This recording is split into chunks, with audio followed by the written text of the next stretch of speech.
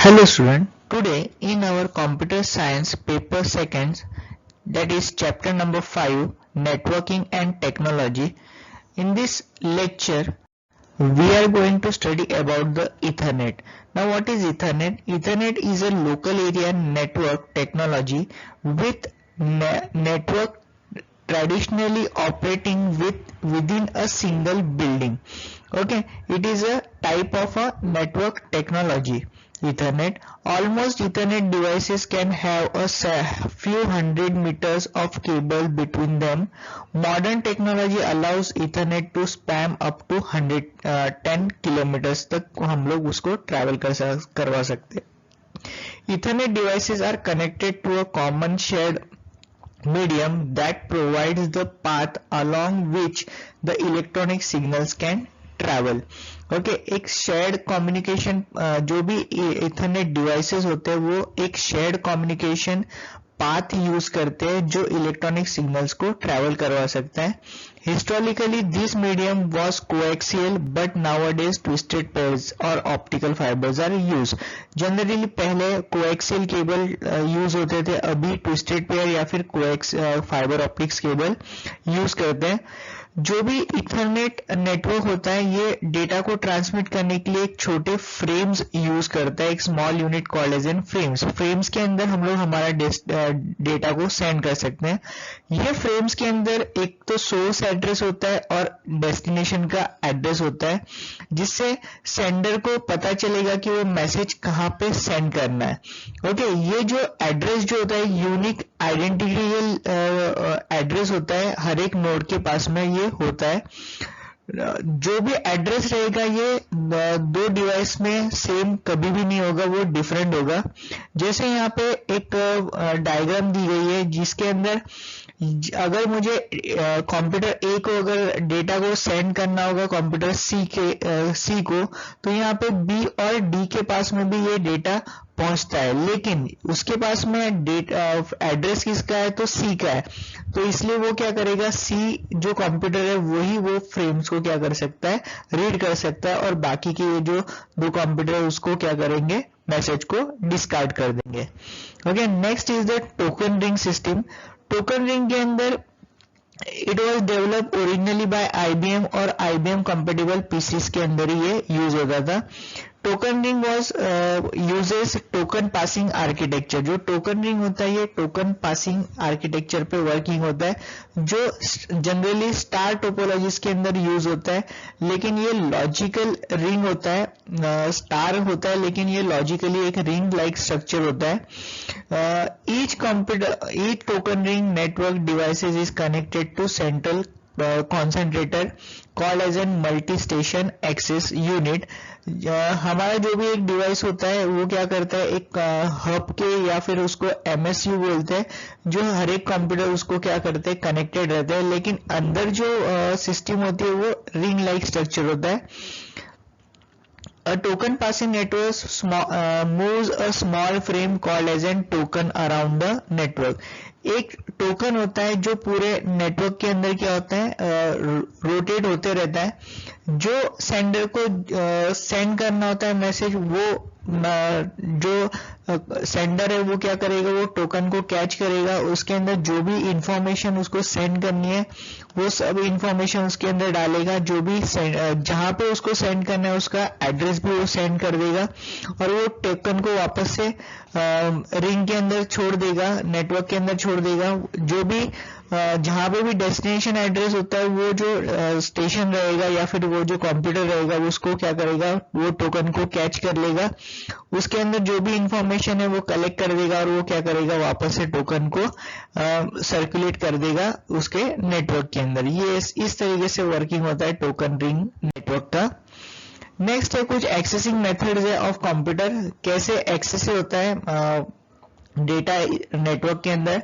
N access method is a set of rules governing how the network nodes are shared,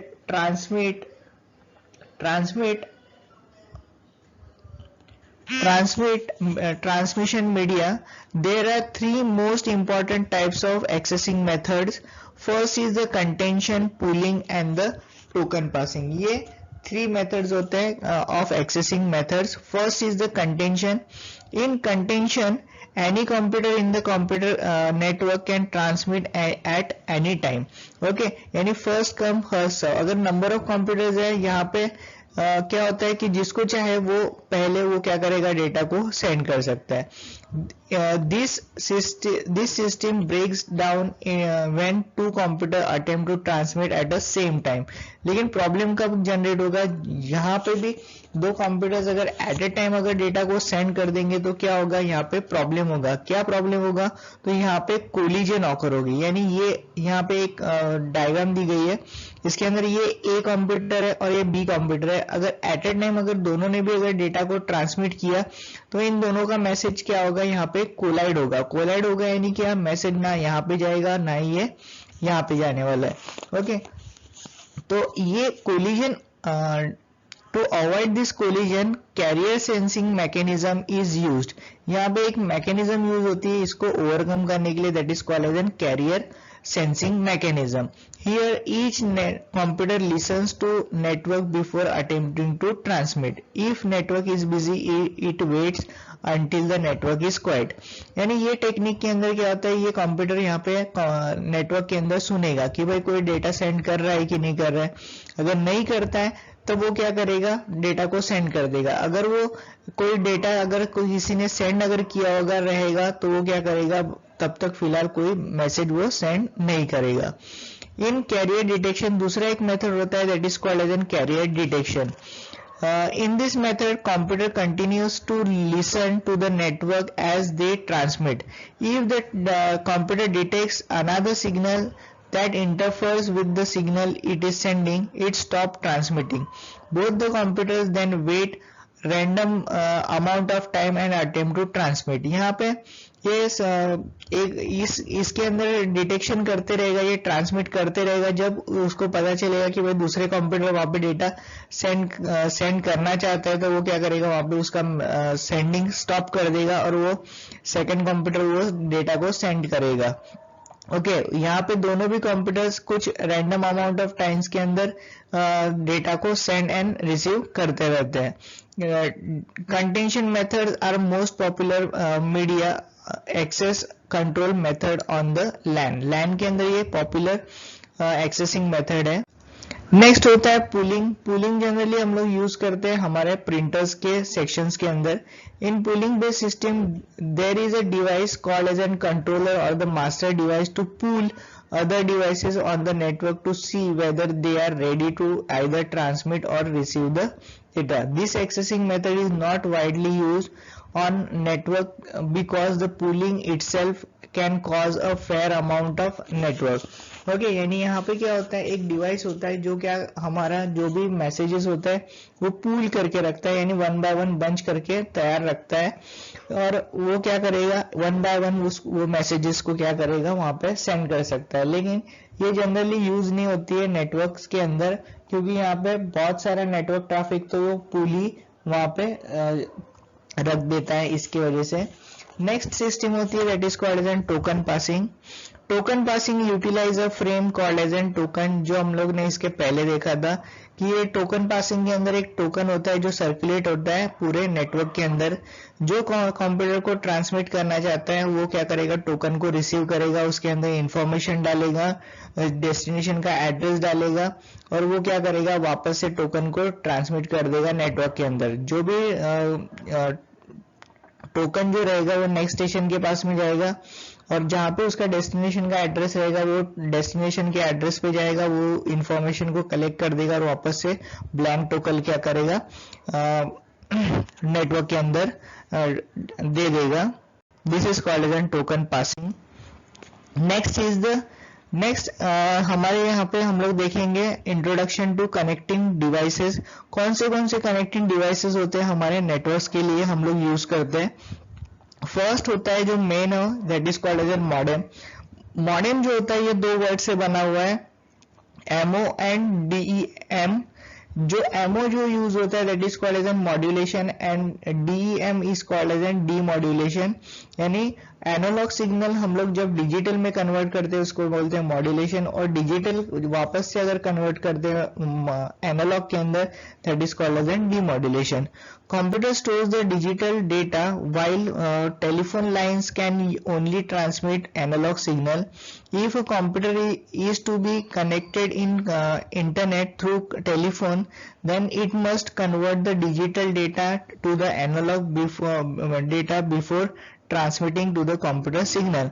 Converting one signal into the another form is called as a modulation, and reconverting it to the original form is called as a demodulation. Modem is modulator and the demodulator. Modem is used to connect the computer to the internet. Modem converts the digital data to the analog data and the vice versa. There are two advantages. Modem allows higher speed to transmit on any given analog line. Modem reduces the effects of noise and distortion also. The function of modem is described by the following diagram. Modems are classified into two categories. First is the synchronous modem and second is the asynchronous modem. Now what is the meaning of synchronous modem? In synchronous modem, the transmission clock is not used for synchronization. Instead, it is used the bit synchronization. Here each frame begins with a start bit and that enables the receiver devices to adjust to the timing of the transmitted signals. यहाँ पे दो type के modems है, एक होता है asynchronous और दूसरा होता है सिंक्रोनस. असिंक्रोनस के अंदर हम लोग वहाँ पे क्लॉक यूज नहीं करते और बिट क्या होता है, बिट बाय बिट ट्रांसमिशन होता है, यानी सीरियली डेटा को क्या होता है ट्रांसमिट होता है. तो जो भी रिसीवर होता है वो क्या करेगा, वन बिट क्या करेगा, वो पर्टिकुलर टाइम लिमिट के बाद में वो कलेक्ट करते जाता है. Messages are kept short. Messages जो रहेंगे वो शॉर्ट रहेंगे. It is use to transmit character data. One by one character को ट्रांसमिट करने के लिए काम में आता है. असिंक्रोनस ट्रांसमिशन इज सिंपल होता है. इनएक्सपेंसिव टेक्नोलॉजी है. It is PC to PC communication के लिए जनरली यूज करते हैं. सिंक्रोनस मॉडेम के अंदर synchronous modem uses the clock for transmitting and the receiving the devices. वहां पे एक सिंक नाम का एक सिग्नल होता है which is a bit pattern and can be easily recognized by the receiver के लिए easily recognized होता है. A wide variety of data types can be transmitted. Wide variety of data types यहाँ पे transmit होता है. A long series of bits can be transmitted. Long series जो भी रहेंगे वो भी transmit करने के लिए easy होता है. Next है hub. Now what is hub? एक सेंट्रल हब होता है जो हम लोग डिवाइसेस कनेक्ट करने के लिए यूज करते हैं. In some network technologies, mostly ARPANET based star topology, a device hub is used. Hub is a connecting device in which cables can be connected without soldering wires to a central network traffic through a signal connecting point.